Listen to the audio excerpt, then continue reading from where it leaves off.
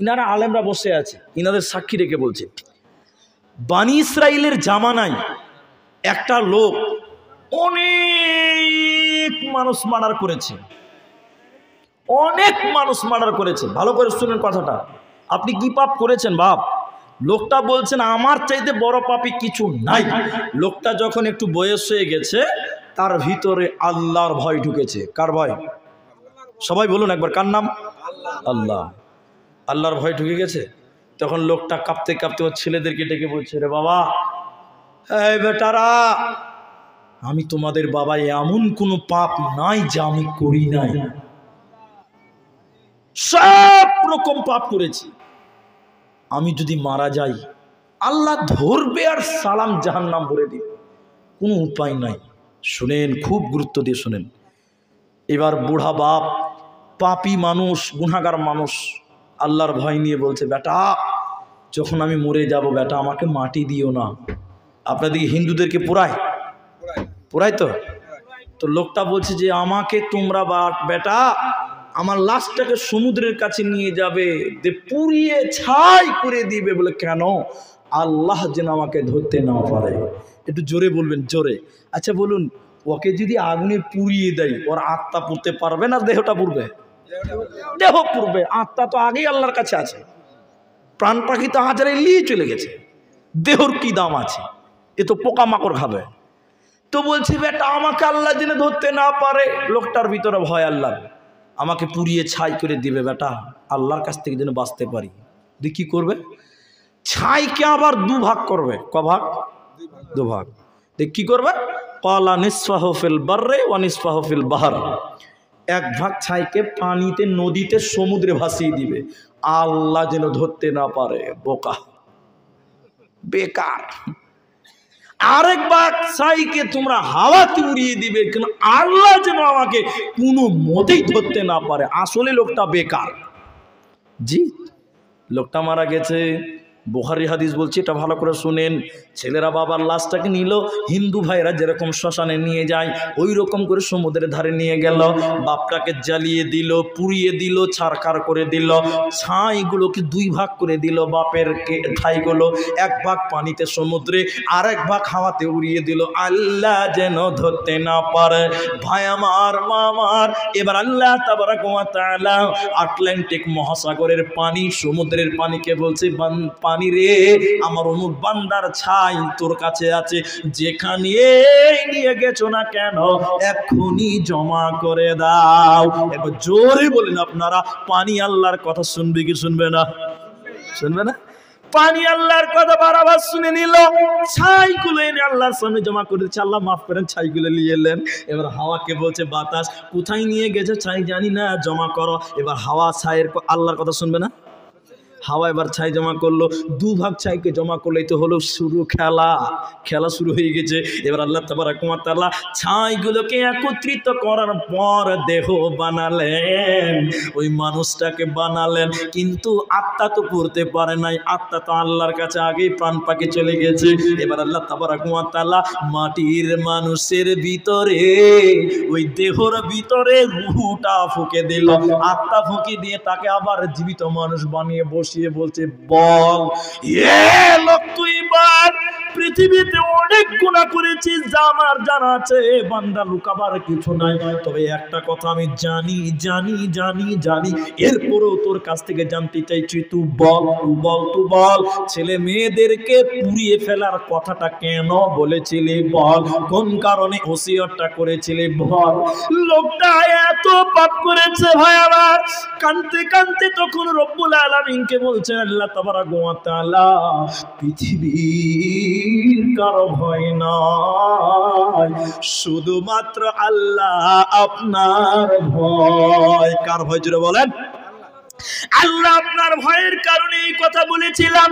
আল্লাহ তখন বলেছে, বান্দা তুমি আমাকে ভয় করেছিলা, তুমি আমার দয়া জানো না, যেহেতু তুমি আমাকে ভয় করেছিলা, ফাগাফারা লাহু, আমি আল্লাহ তোকে ক্ষমা করে দিলাম। বলুন সুবহানাল্লাহ।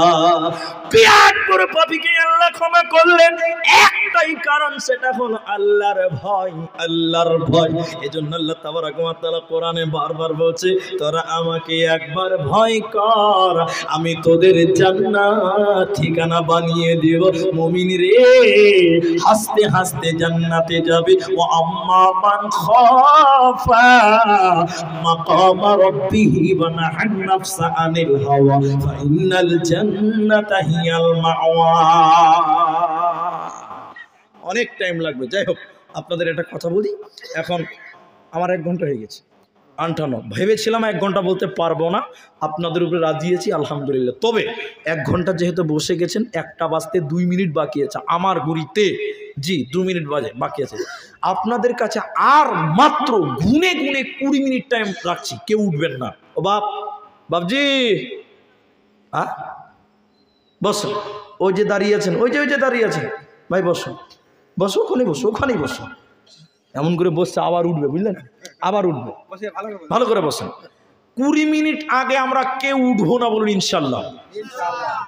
আমি কার দোষ দিব জানি না, তো আমার খানিক রাগ হয়েছিল আজকে, বুঝলেন, যে আমাকে ভাই বলছে যে আপনাকে 11টা চাপাবো। আমি বলছি আমি 10টাতে ঢুকবো, বলছেন আপনি 9টাতে ঢোকেন। আমি বিলাসপুরে ছিলাম, বেশ ভালো ছিলাম আলহামদুলিল্লাহ।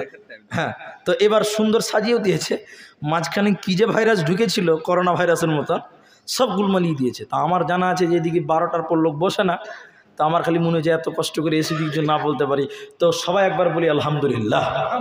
জি 20 মিনিট টাইম কেউ উঠবেন না। জি টাইম সুন্দর আছে, তারপরে আপনারা বসেছেন, এই জন্য মহাব্বতের সঙ্গে আরেকবার খুশি হয়ে পড়েন আলহামদুলিল্লাহ। হাদিসটা শুনবেন, 20 মিনিট আগে কেউ উঠবেন না। এটা মাদ্রাসার জালসা, টাকা দিলেও বসবেন, না দিলেও বসবেন, এটা আপনার ব্যক্তিগত ব্যাপার। টাকা যদি আপনি না দেন, কলার ধরে বলতে পারবেন না এই দিয়ে যা, এটা বলতে পারবো না। আর ইমদাদুল যা করেছে, পকেট মেরে দিয়েছে, কিছু করার নাই। তো যাই হোক আপনারা বসেন 20 মিনিট টাইম। দেখুনই উঠলো আবার, ভাই বসেন, আল্লাহ রাস্তায় বসেন। ও পেশাব করতে, ওদিকে বাথরুম আছে, ওদিকে রাস্তা নাই ভাই, ও রাস্তা আছে, অফলাইনে রাস্তা করে রেখে দিয়ে বুঝলেন, বাঁচতে মেরে। জি, তো আমরা আল্লাহ রাস্তায় খুব খুশি। তবে এবার হাদিসের দিকে চলেন, একটা ঘটনা আপনাকে শোনাবো, কেউ নড়চড় করবেন না। এই ঘটনা আমি প্রায় জালসাতে বলছি, আজকেও বলছি। মক্কা থেকে মদিনাতে সাহাবীরা এলেন, খুব গুরুত্ব। আবার এখন উঠলো একজন, বসেন। তো মক্কা থেকে সাহাবীরা মদিনাতে এসেছেন, ভালো করে বুঝেন। এখন আপনাদের দিনাজপুরে দেখবেন ঘন ঘন বাড়িতে বাড়িতে কল, টিউবওয়েল আছে না? আবার বীরভূমে, আমি গত 2 দিন আগে বীরভূমে ছিলাম, যারা আমাকে ফলো করেন ফেসবুকে তারা জানেন, ওই 28 তারিখে বীরভূমে ছিলাম। বীরভূমে একটা কল করতে 3 দিন লাগে। কদিন লাগে? বালু মাটি, লাল মাটি, পাথর আছে, কল পোতা খুব কঠিন। ওই দিক থেকে বালু আছে, লাল বালিগুলো, ওই প্লাস্টারের বালু।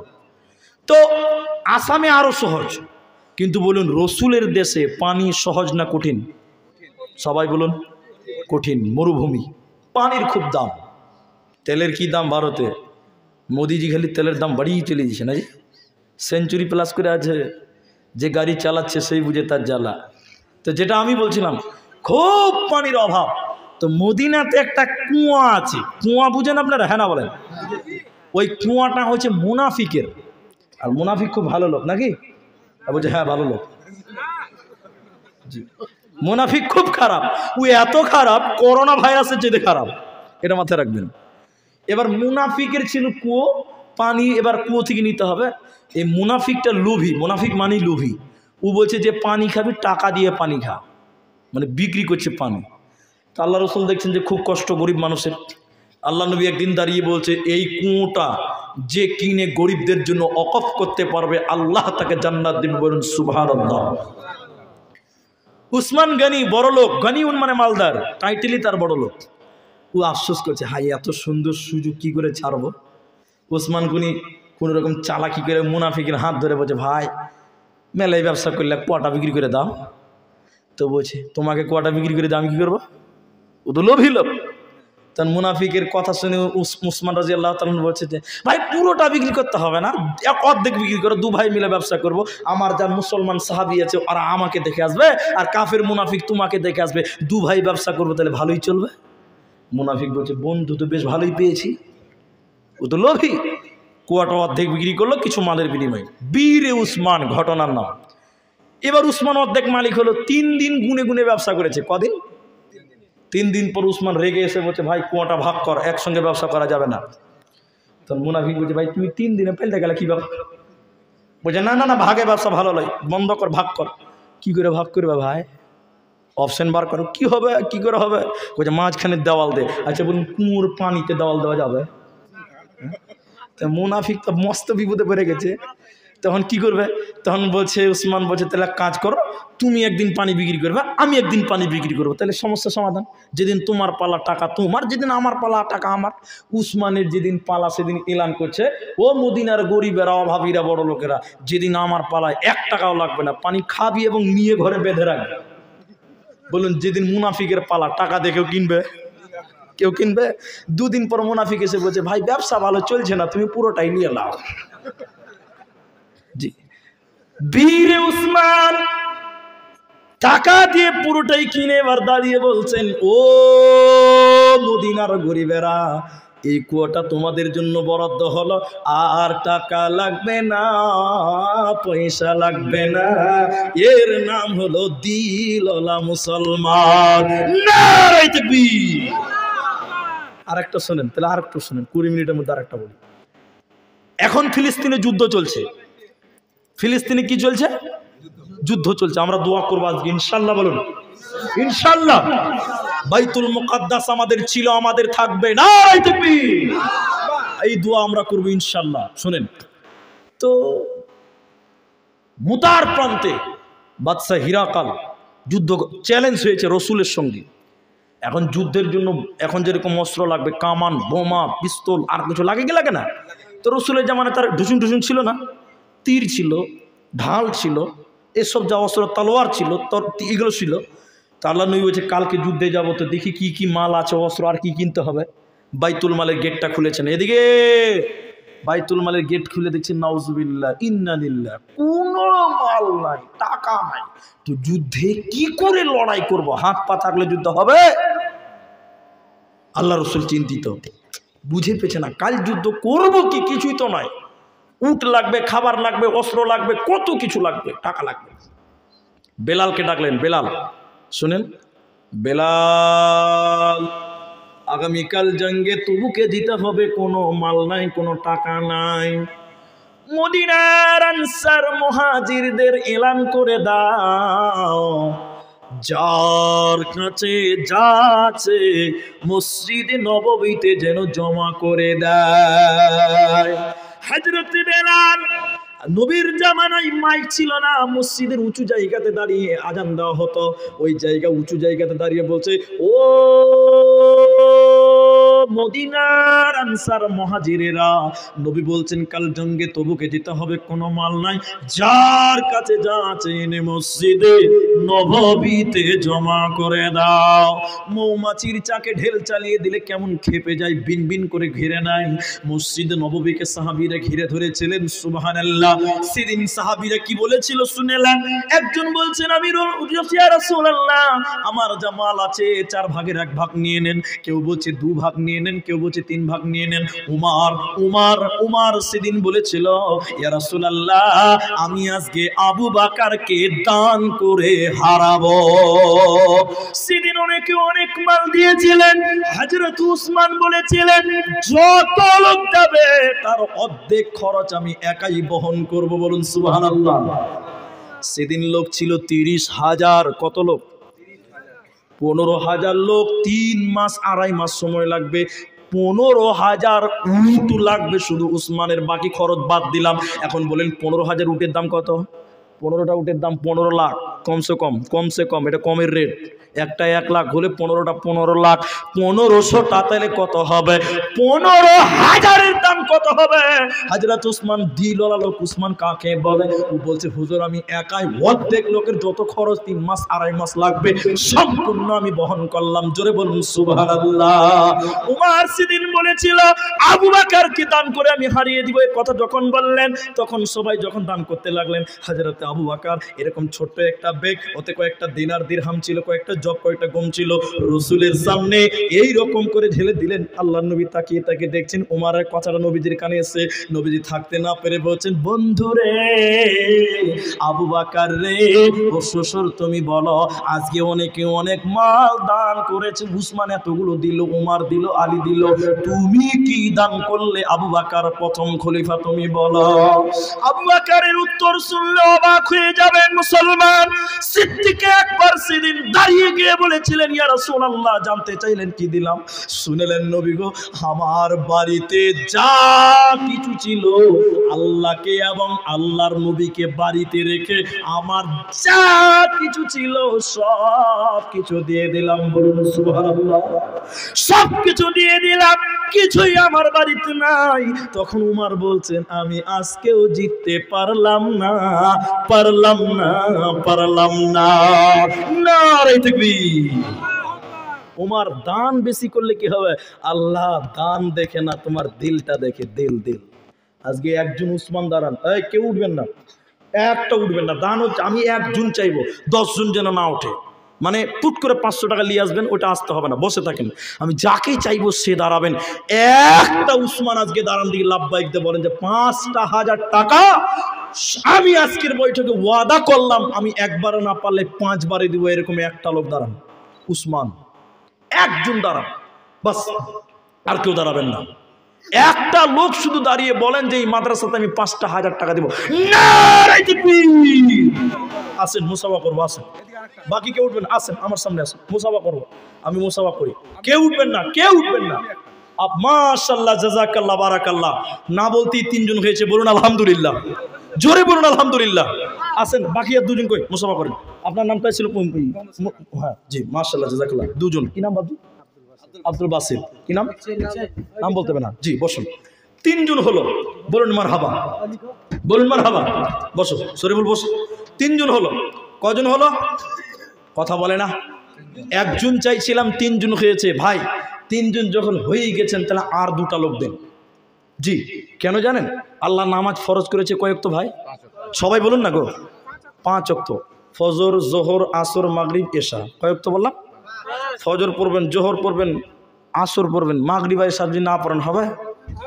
উসমানের মতন বলুন আর 2টা লোক হাত তোলেন, জান। না হলে আরেকজন দাঁড়ান, 4টা খলিফা পূরণ হবে। আজকের বৈঠকে 3 জন হয়েছে। কে আছে ভাই? কে এটা? দাঁড়ান তো দেখি। লিল্লাহি তাকবীর। এটা জোরে বলেন, নারে তাকবীর। আসেন আসেন আসেন, আর একটা পেয়ে গেছি। 4 খলিফা, আজকে 4 জন মুজাহিদ পেয়েছি। রসুলের যুগে বলছেন আমার সব দিলাম, আজকে 5,000 টাকা। একটু সামনে আসেন, আসেন মুসাফা করেন। এদিকে ভাই, এদিকে মুসাফা করেন। আমি মুসাফা করবো তো, আমি বেজ্জুত করবো না, আপনার সঙ্গে মুসাফা করবো। কজন হলো ভাই? 4 জন। কি নাম বলুন? হাবিবুর রহমান। মাশাআল্লাহ, জাযাকাল্লাহ, বারাকাল্লাহ। দোয়া করব, ফিলিস্তিনিদের জন্য দোয়া করব। ভাই 4 ওয়াক্ত হয়ে গেছে, আর 1 ওয়াক্ত দেন, আরেকটা লোক দেন, আরেকটা লোক 5,000 টাকা, বাস 5 ওয়াক্ত পূরণ হবে। আর একজন লোক হাত তোলেন, খুব সময় কম, আমি দোয়া করব সবার জন্য।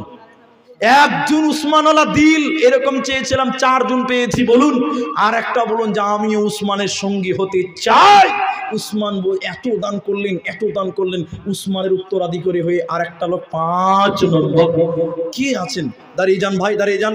নারে তাকবীর। জোরে বলেন লিল্লাহি তাকবীর। আল্লাহ তুমি কবুল করো, সকলে বলেন আমিন। আমার সামনে আসেন, এদিকে এদিকে। ও ভাইয়া মেরাজুল, মুসাফা করেন, আসেন। মাশাআল্লাহ, জাযাকাল্লাহ, বারাকাল্লাহ। মেরাজুল কি কাজ করেন ভাই আমার? জি, রাজমিস্ত্রি। মেরাজুল আমার 5 জন ভাই, 5 জন মুজাহিদ, রসুলের সাহাবীদের মতন সৈন্য 5 জন দাঁড়িয়ে গেছে। শুনেন, কথা বলিয়েন না। রসুল যখন যুদ্ধের জন্য দাঁড়াতেন বলতেন মাল আর জান দুটোই প্রয়োজন, দাঁড়িয়ে যাও। সাহাবীরা জান দেওয়ার জন্য দাঁড়িয়েতেন, শুধু তা নয় মাল দেওয়ার জন্য দাঁড়িয়ে যেতেন। আজকেও 5টা পেয়েছি। কজন হলো? 5 জন। 20 মিনিট চেয়েছিলাম। জি, টাইম আছে, এখন টাইম আছে না? 11 বাজে, এখনো ক মিনিট আছে? 9 মিনিট আছে। আচ্ছা, কয়টা হলো ভাই? আব্দুল হালিম 6টা হলো। আব্দুল হালিম আর একজন 6 নাম্বার হয়ে গেল, 5,000 টাকা। মাশাআল্লাহ, জাযাকাল্লাহ, বারাকাল্লাহ। ভাই আমার 6 জন হলেন। আচ্ছা, আমি না চাওয়াতে 6টা দিলেন, 5টার জায়গায়, একটার জায়গায় 5টা হয়েছিল, আর একটা না চাওয়াতে 6 জন দিয়েছেন। তাহলে এতই যখন দিলেন, একটা ফাও দেন।